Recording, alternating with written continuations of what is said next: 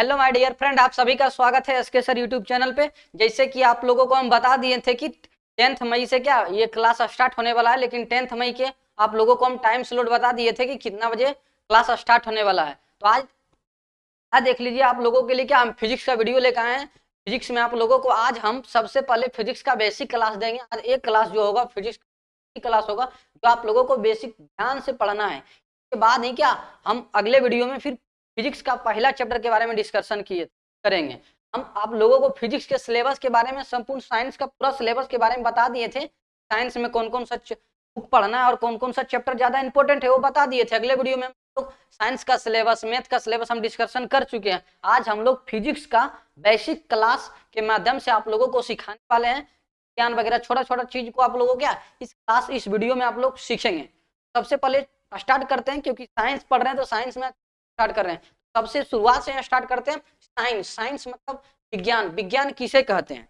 सबसे पहले यही 8, 9, 10 में पढ़े होंगे कि विज्ञान किसे कहते हैं। विज्ञान तो विज्ञान का छोटा सा परिभाषा होता है, पूछेगा नहीं लेकिन आप सुन लीजिए एक बार। सावधानी पूर्वक एवं क्रमबद्ध तरीके से, सावधानी पूर्वक एवं क्रमबद्ध तरीके से किए गए प्रयोग एवं परीक्षणों द्वारा प्राप्त ज्ञान को ही हम लोग क्या विज्ञान कहते हैं। मतलब कुछ ऐसा काम कीजिए तो कुछ ऐसा चीज बनाइए जिससे क्या हम कुछ प्रयोग करें, तो कुछ कोई भी काम करें, कुछ नुकसान ना हो, ज्यादा विस्फोट वगैरह कुछ ना हो और सक्सेसफुली वो काम हो जाए, तो हम उसी को क्या कहते हैं? विज्ञान कहते हैं। जैसे में ये साइंस के आधार पे क्या ये बना होगा, पैनल बना होगा, डिजिटल बोर्ड बना होगा, कैमरा बना होगा, या तो परमाणु बम वगैरह बनता है, या तो हाइड्रोजन बम बनता है। सब वो क्या साइंस के अंदर ही गत आता है। लेकिन प्रयोग किया होगा, परीक्षण किया होगा। अगर परमाणु बम पहले बनाया होगा तो सबसे पहले उसका प्रयोग किया गया होगा, परीक्षण किया गया होगा। अगर सक्सेसफुली हो गया तो उसी को क्या साइंस के अंतर्गत हम लोग पढ़ लेते हैं। अब जैसे में कोरोना वायरस आया था तो चीन में क्या किया था, चीन में मतलब बहुत सारा मतलब वायरस मिला मिला के इकट्ठा करके बनाया था, लेकिन वो साइंस के आधार पर ही बन रहा था। लेकिन बाय चांस वो लीक हो गया तो क्या साइंस का वो धज्जिया उड़ा दिया। आप देख ही लिए कोरोना क्या किया था। तो आप लोग विज्ञान समझ में आ गया होगा कि विज्ञान किसे कहते हैं।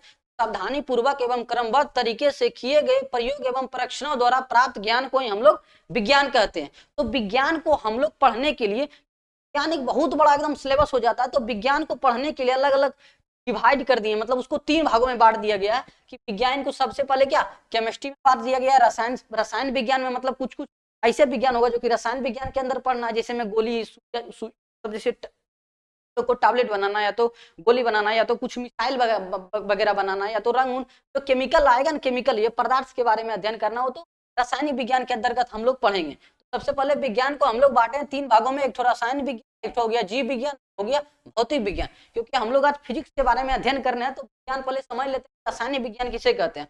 तो वैसा विज्ञान जिसके अंतर्गत हम लोग क्या पदार्थों के बारे में अध्ययन करते हैं उसे हम क्या बोलते हैं? विज्ञान कहते हैं। हम लोग रसायन विज्ञान कहते हैं। जैसे मान लीजिए कोई चीज है आपके पास, मान लीजिए कोई चीज है, मान लीजिए कोई एप्पल है।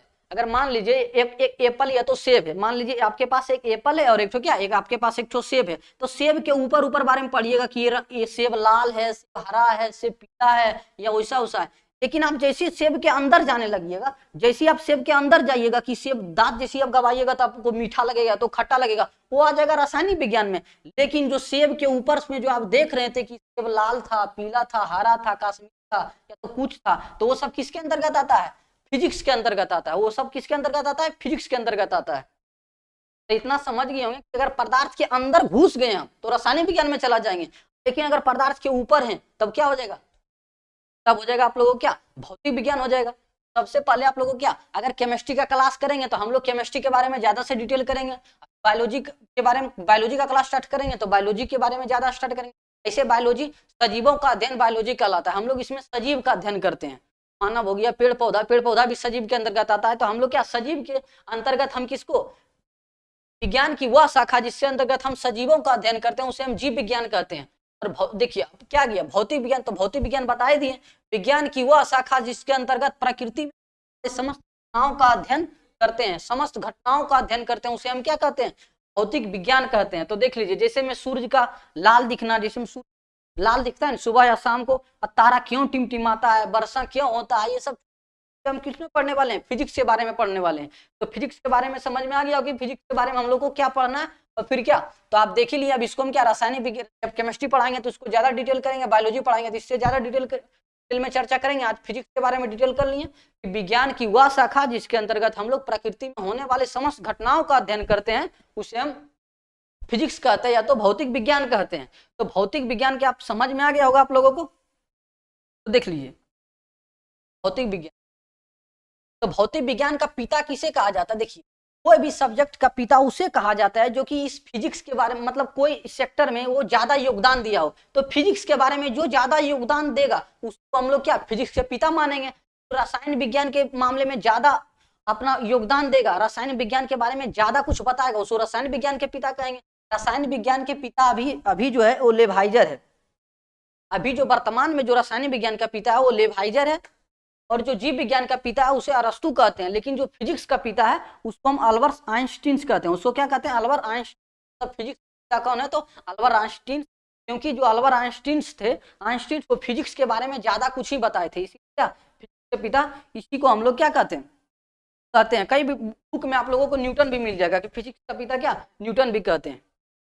देख लीजिए फिजिक्स के बारे में समझ में आ गया। अब आता है क्या? अब फिजिक्स के बारे में सबसे पहले आता है भौतिक राशि। तो राशि किसे कहते हैं? तो वैसे राशि जिसको हम क्या माप सकते हैं या तौल सकते हैं, वैसे राशि को हम क्या माप सकते हैं या तौल सकते हैं, उसी को हम लोग क्या कहते हैं? भौतिक राशि कहते हैं। तो देख लीजिएगा भौतिक राशि किसे कहते हैं? वैसे राशि जिसे हम क्या माप और तौल सकते हैं उसे हम क्या कहते हैं? भौतिक राशि कहा जाता है। जैसे में लंबाई को हम लोग किस में नाप लेते हैं? मीटर में।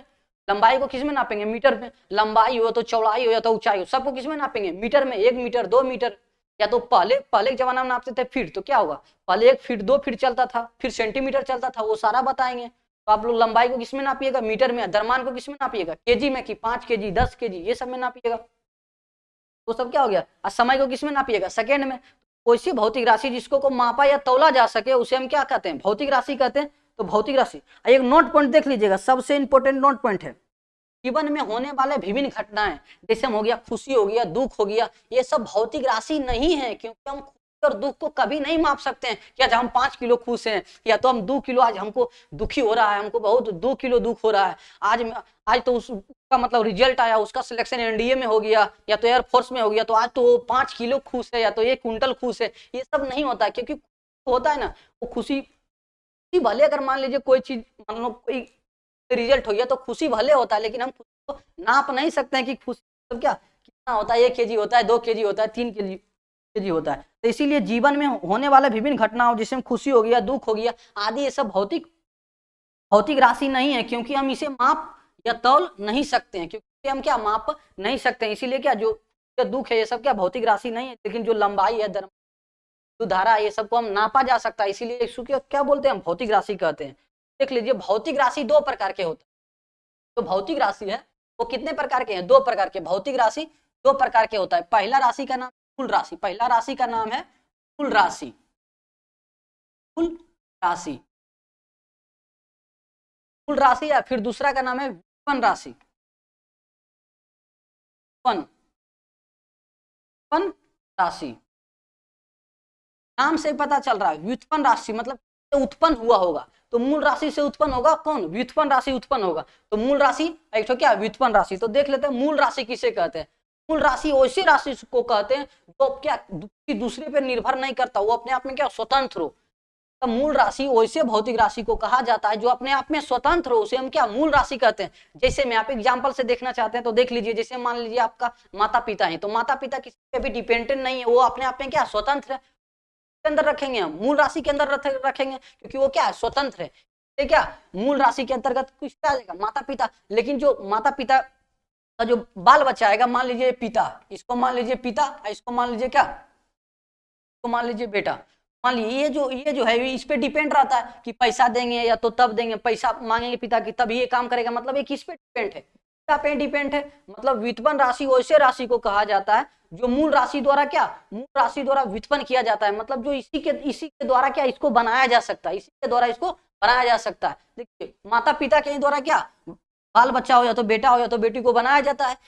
हम एग्जाम्पल परफेक्ट दिए, आप लोग को डायरेक्ट दिमाग में क्लिक कर जाए कि मूल राशि किसे कहेंगे? जो स्वतंत्र हो उसे मूल राशि कहेंगे। माता पिता अपने आप में स्वतंत्र होता है, वो कहीं भी जा सकता है, लेकिन आप जा पाइएगा। मान लीजिए तब माता पिता वो आप सिनेमा घर जा रहा है, तो मान लीजिए सिनेमा घर देखने चल गया, वो किसी के स्वतंत्र नहीं, आराम से निकला घर से सिनेमा चल गया देखने के लिए, लेकिन आप जाइएगा, अगर मान लीजिए आप जा रहे हैं क्या सिनेमा देखने, तो आप जाइएगा तो आपको डर लगा रहेगा कहीं तो गांव वाला तो नहीं देख लिया, क्योंकि आप अच्छा काम करने नहीं जा रहे हैं, आप जब सिनेमा देखने जा रहे हैं तो आप लोगों को लगेगा माता पिता तो नहीं आएगा, अगर मेरा गांव वाला आ जाएगा, मेरा दोस्त आ जाएगा, कहीं मेरा सर तो नहीं मिल गया, तो आप लोग क्या स्वतंत्र हैं, डर लगते रहेगा, तो आप लोग क्या स्वतंत्र नहीं है।